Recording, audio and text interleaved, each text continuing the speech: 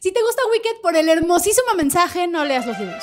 Oh no, then never. Hola, mira, ¿cómo están? Yo soy María Carrillo, feliz de estar una vez más con ustedes y con una de las mejores películas del año, Wicked. Esta película me ha marcado de por vida, ha sido mi personalidad las últimas 2 semanas y sigo escuchando el soundtrack, pero el día de hoy vamos a hablar un poquito más de su material de origen y cómo este se compara con la película / musical, así que sin más ni más, vamos a todas las diferencias libro versus película. Para los que no sepan, Wicked, la película, es una adaptación del famoso musical de Broadway de exactamente el mismo nombre. Pero el musical también es una adaptación de la novela Wicked, Las memorias de una bruja mala de Gregory Maguire de 1995. O sea, esta novela también es una adaptación del libro de los 1900 de L.F. Baum, El maravilloso mago de Oz. O sea, esta historia ha sido masticada 1.000.000 de veces y agradecemos mucho por eso porque nos dan todavía más contenido. Y vamos a empezar con la diferencia más grande, el tono de la historia. Wicked es conocido por este tono un poquito muy alegre, muy arriba, y claro que sí, toca temas pues muy pesados como la exclusión y la discriminación y pues la aceptación de uno mismo. Pero en general, pues tiene un mensaje de amistad y tiene un mensaje de cómo todo lo diferente pues no es necesariamente malo y prácticamente es un cartel enorme de dile no al bullying. El libro es todo lo contrario. Gente, el libro tiene un tono tan macabro, tan bajo, tan político, o sea, habla de la sociedad, habla de la religión, habla de la violencia, o sea, toda esta vibra es muchísimo más baja. Lo único que toma de El Mago de Oz son los personajes y todo lo demás es prácticamente una novela distópica con crítica social, que yo adoro. Poquito a poquito les voy a ir dando más detalles sobre por qué la historia en el libro es muchísimo más macabra, pero sí, si les gusta Wicked por este mensaje tan bonito que tiene, no lean los libros. Vamos a empezar también por Elphaba, nuestra protagonista. También la pintan como prácticamente 100% la heroína en la película y en el musical. O sea, la ponen como alguien que ha vivido mucho bullying y mucha exclusión en su vida y lo único que quiere es que otras personas no vivan lo mismo. En el libro te pone mucho en duda esto, te pone mucho en duda si ella o Elphaba realmente nació malvada. Elphaba sí nace un bebé verde, pero también nace con un set completo de dientes afilados como colmillos y mordía a los adultos por ninguna razón aparente. O sea, los adultos no se le acercaban porque los mordía. Le tenía un miedo tan grande al agua que hacía un berrinche extremo cada vez que se le acercaban. Y en general no la expusieron a la sociedad hasta muchísimo después. En la película sí podemos ver más o menos cómo algunos niños sí se alcanzaban a burlar de ella y a convivir con ella, pero esta no es la realidad en el libro. En realidad, pues, la mantuvieron escondida por mucho tiempo. Ahora, los papás de Elphaba, tanto en el musical como en la película, no se habla mucho de su infancia. O sea, sí se habla como de que su mamá tuvo un amante y que pues esta botellita verde pudo haber tenido algo que ver con que ella haya sido verde. Esto no pasó exactamente así. Su papá sí salía muchísimo de su casa en viajes. Su papá no era el gobernador de Munchkinland, era un líder político y religioso extremista que hasta llega a oprimir a otra religión más pequeña hasta erradicar la gente. Dios mío. Describen a su mamá como una mujer pues muy deprimida y que es muy poco feliz con el papá de Elphaba y pues que era algo coqueta, pero en realidad la noche que se le atribuye al nacimiento de Elphaba pues pasó gracias a una...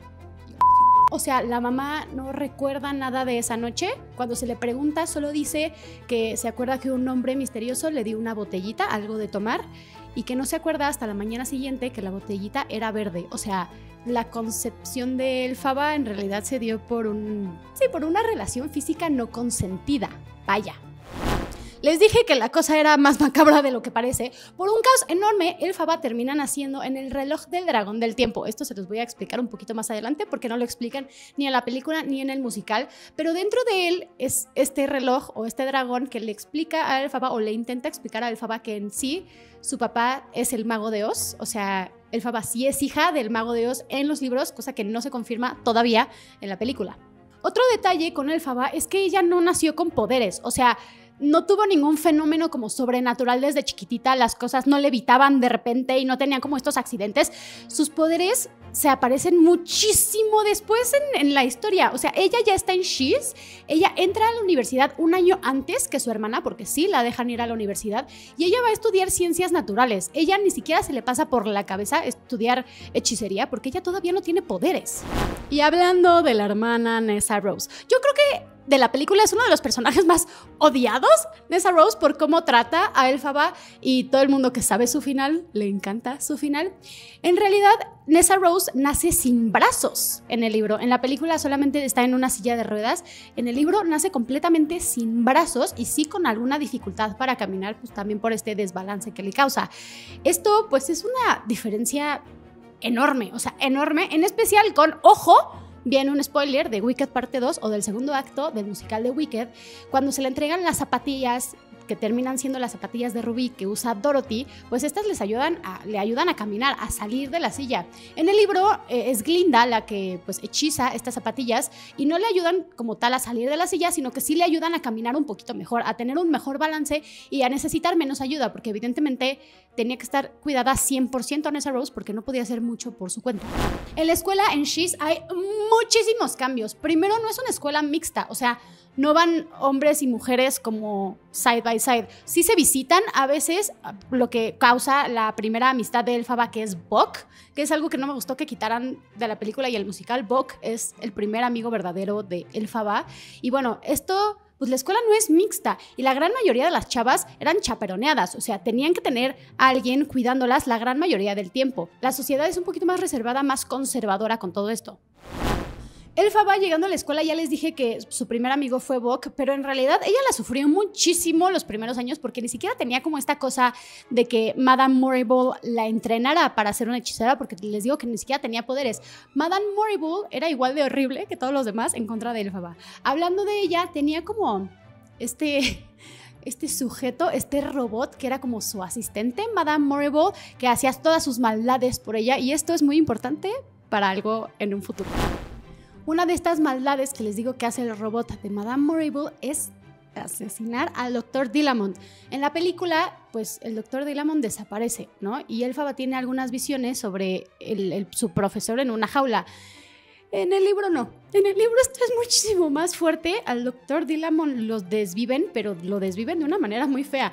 O sea, le cortan la garganta. O sea, de plano es una cosa. Y todos los estudiantes de She's lo ven. O sea, mientras están pasando su cuerpo, todos los estudiantes ven como este profesor como casi pues, desnucado enfrente de todos. La estudiante que encontró su cuerpo fue hospitalizada por el resto de su vida dado al estado catatónico en donde quedó. O sea, Madame Morrible lo atribuye a un accidente. Dice que el profesor Dillamond se cayó y se tropezó con una lupa y esto fue lo que le cortó el cuello, pero en realidad no, en realidad fue el asistente robot de Madame Morrible. Hablando de lo mismo, este mensaje de los animales deben ser vistos, no escuchados, que vemos en la película, en el libro no se ve como tal, sino que es dicho por un personaje. En la película, pues no sabemos quién escribió esto, no sabemos quién odia a los animales. En el libro nos dan casi la respuesta, que no es la misma porque les digo que no está escrito, pero es nada más y nada menos que Madame Morrible la que dice esta frase. Al profesor Dillamond lo asesinan por estar hablando de los animales con A mayúscula y A minúscula. Los animales con A mayúscula son los animales que pueden caminar en dos patas, algunos, los que pueden hablar, los que pueden leer, los que pueden dar clases. Y claro que sí, estaba hablando sobre los derechos que tenían estos animales antes de que se los quitaran, y por eso mismo lo asesinan. Yo sé que están diciendo en dónde aparece Glinda o Fiero, y lamento mucho decepcionarlos, pero casi no tienen protagonismo en el libro. O sea, sí sale mucho, pero tiene poco de qué hablar, ¿sabes? O sea, claro que sí es una de las primeras amigas de Elphaba y le enseña como este mensaje del amor y de la amistad, pero en realidad es un personaje un poquito de fondo. Glinda en el libro es muchísimo más inteligente, en la película es un poco ridícula, es un poco over the top, y yo sé que nos encanta esto, pero en el libro es una persona muchísimo más normal. Ella misma dice que se hace la tonta para que la gente la quiera un poquito más, pero en el libro es muchísimo más sincera y es muchísimo más profunda. Su cambio de nombre de Galinda a Glinda por el profesor Dillamond es algo muchísimo más sincero en el libro. O sea, ella de verdad sí se siente lastimada por haber perdido a su profesor de una manera tan abrupta y tan bruta y tan horrible, y de verdad sí cambia su nombre de una manera sincera, y en la película como que nada más dice como, ay, quiero que todos me quieran otra vez y que la atención esté en mí, entonces la voy a cambiar, y parece algo ridículo, pero en el libro de verdad es un mensaje muy bonito. Nuestro bellísimo Fiero. El Fiero, ¿cómo les digo que yo estaba esperando a ver a Fiero en las primeras páginas del libro y no sale como hasta... O sea, de verdad, se los digo, el primer libro casi no sale. O sea, es una cosa muy extraña porque todo lo que abarca la primera película, Fiero no sale. O sea, no está ni presente. Fiero jamás es novio de Glinda, ni siquiera se gustan en un principio. Fiero, en realidad, pues sí, es un príncipe que ha tenido problemas toda la vida. Fue comprometido con otra princesa desde muy, muy, muy chiquito. Y cuando llega a Shears, en lugar de que ser príncipe le haya traído popularidad y amor, le trae como más un repele, ¿no? Como que todo el mundo dice, es un principito, como que no lo queremos aquí. Fiero, el muy maldito, ya tenía esposa y 3 hijos. Gente, cuando huye con Elphaba y tiene un hijo con Elphaba, ya tiene 3 hijos, o sea, tiene 3 hijos, Fiero, y los abandona por completo para irse con Elphaba. O sea, esto ya es un poquito más fuerte. Dices, oye, no es que le estás dejando a una amiga por la otra, estás dejando a la esposa, a la marida y a otros 3 hijos, no me jodas. Cuando se van a la ciudad Esmeralda a ver al Mago de Oz, en la película y en el musical es porque invitan a Elphaba por sus grandes poderes. En el libro les digo que no, para este punto, para cuando van a la ciudad Esmeralda, todavía no tiene poderes Elphaba. O sea, los descubre muchísimo después.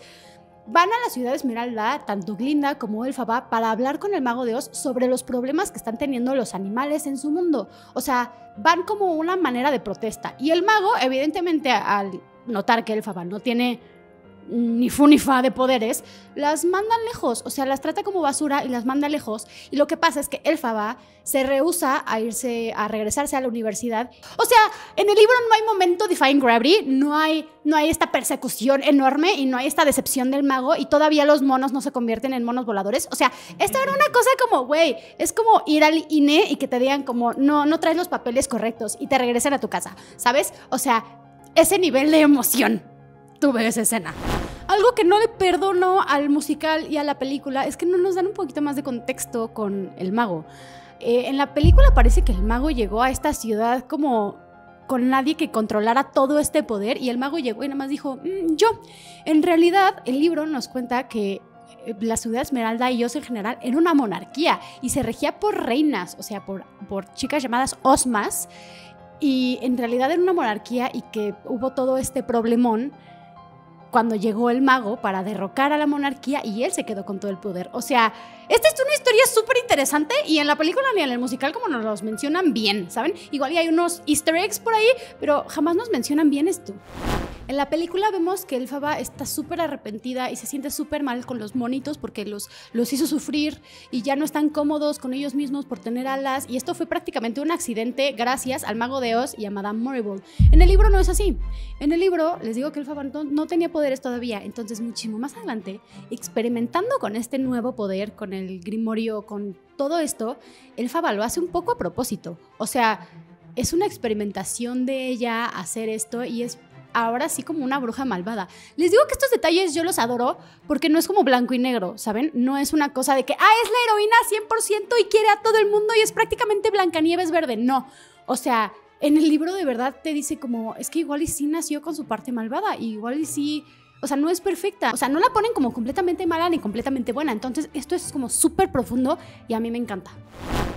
El libro tiene muchísimos más temas muy maduros, como por ejemplo la religión. Les digo que el papá de Elphaba era este líder religioso de una religión que se llama el unionismo, y tanto así que Elphaba se considera a ella misma atea y aespiritualista, o sea, que se cuestiona como la existencia del alma en sí y se cuestiona si todo es blanco o negro. O sea, ella es mucho de matices y les digo que esto es lo súper interesante. De hecho, dentro de todo este libro hay una pequeña guerra entre religiones. O sea, gente, dentro de toda esta saga hay una pelea de religiones y de posturas políticas enorme. Les digo que hay una guerra entre religiones porque el unionismo y la religión del reloj del dragón del tiempo se pelean. Les dije que se los iba a explicar. Esto es súper importante en los libros, especialmente como en los siguientes libros, porque el reloj del dragón del tiempo es esta estructura que de hecho sale mucho en el musical de Wicked. Si han ido al musical, al principio, o sea, al mero principio, que hay un reloj enorme y un dragón hasta arriba, es por esto. Esto hace referencia a esta estructura enorme de los libros. Esta estructura hacía, pues, obras como de teatro, pero con mopeds, con peluches, tipo, que eran profecías del futuro. O sea, estas obras trataban de gente real y de cosas que se supone que iban a pasar y la gran mayoría se hacían ciertas. Entonces se crea toda una religión alrededor de, pues, todo lo que pasa dentro del reloj del dragón del tiempo. O sea, esto era increíble hasta que la gente que empieza a protagonizar estas obras como peluches, como estas visiones, empiezan a ser acosadas. Unas de ellas, o varias de ellas, fueron los papás de Elphaba mismos, porque también salieron en estas obras. Este reloj también es mencionado de que súper brevemente en las primeras escenas de la película. Ojalá salga algún easter egg de esto, porque les digo que en el musical sí está el easter egg, de que pues al principio de la obra está el reloj y el dragón, pero de verdad lo quiero ver, me encantaría verlo. Lo político en el libro les digo que también es muy pesado, en específico con los animales. Los animales hacen referencia a esta pérdida de los derechos humanos y las minorías. O sea, es muy obvio cómo empiezan a decirles, es que ya no puedes leer, y ya no puedes hablar, y ya no puedes enseñar, y ya no puedes dar clases, y ya no puedes tú tampoco aprender. Es una referencia muy directa a lo que pasa con las mujeres en muchas partes del mundo, o con las personas de color en muchas partes del mundo. Entonces creo que este tema tocado más a fondo es impresionante. Detalles más chiquitos y esporádicos que pues igual y no dicen como, ay, era súper parte de la historia, pero Elphaba y Nessa tienen un hermano, tienen un tercer hermano que es el único hermano como biológico del papá, porque Nessa Rose tampoco es del papá. Y este toma muchísimo más protagonismo en los siguientes libros, en donde es un antagonista. Buck y Glinda sí, o sea, Buck sí estaba enamorado de Glinda, pero la supera relativamente rápido. Las mejores amigas de Glinda, que en la película la hacen pues un hombre y una mujer, en realidad eran dos mujeres y las dos están gravemente enamoradas de Glinda. Los papás de Elphaba compartían un amante, o sea, un solo amante, y los dos estaban gravemente enamorados de él. Y se supone que ese amante es el papá biológico de Nessa Rose. Y Nessa Rose era la hija favorita del papá, porque era como una hija compartida entre él, su amante favorito y su esposa. O sea, gente, esto es raro. ¡Ojo! Este amante es asesinado porque tenían que darle un sacrificio durante una sequía en Munchkinland. O sea, les digo que este libro es bien intenso. Para mí es uno de los libros más difíciles que he leído. Lo leí en inglés, desgraciadamente. Pero de verdad es todo un mundo y todo como un trabajo enorme de personajes y de historia. Les digo que prácticamente es un 1984 mezclado con cualquier otra historia distópica que quieran ver, combinado con el Mago de Oz. O sea, es un mind blown para mí. Mi gente bonita, hasta aquí llegamos con las diferencias entre el libro, película y musical. Espero que les haya gustado mucho y si quieren parte 2, porque todavía hay harta diferencia, o si quieren que les cuente un poquito más sobre los siguientes libros de Wicked, porque sí, esta es una saga completa y la historia continúa muchísimo después de cuando se acaba el musical, en especial de cuando se acaba la película. Entonces coméntenos acá abajo si quieren parte 2. Gente, me encanta hablar de Wicked, por favor díganos si les gustan estos videos porque yo adoro estar aquí. Asegúrense de estar bien suscritos al canal y seguirnos en todas nuestras redes sociales porque tenemos harto chismecito por allá. Mi gente, yo soy María Carrillo. Nos vemos en el próximo. ¿Estás aburrido de ver siempre lo mismo? ¿Ya no sabes qué ver porque hay miles de series y plataformas? ¿El otro día dejaste entrar a los vendedores de Tupperware porque ya no pasa nada emocionante en tu vida? Para de sufrir, Mary y Mon te ayudarán. Siga nuestra cuenta oficial de Envy Channel donde encontrarás recomendaciones, bailes, chismes, curiosidades y análisis de todo lo que vale la pena ver. Y de paso, siga a nuestros amigos de Publifilms, come frutas y verduras. Mujeriega, pues no es mujeriega. ¿Cómo? ¿Cuál es otra palabra para mujeriega? Es hombreriega, ¿no? Coqueta. Coqueta. Describen a su mamá como una mujer pues muy deprimida y que es muy poco feliz con el papá de Elphaba y pues que era algo coqueta, pero en realidad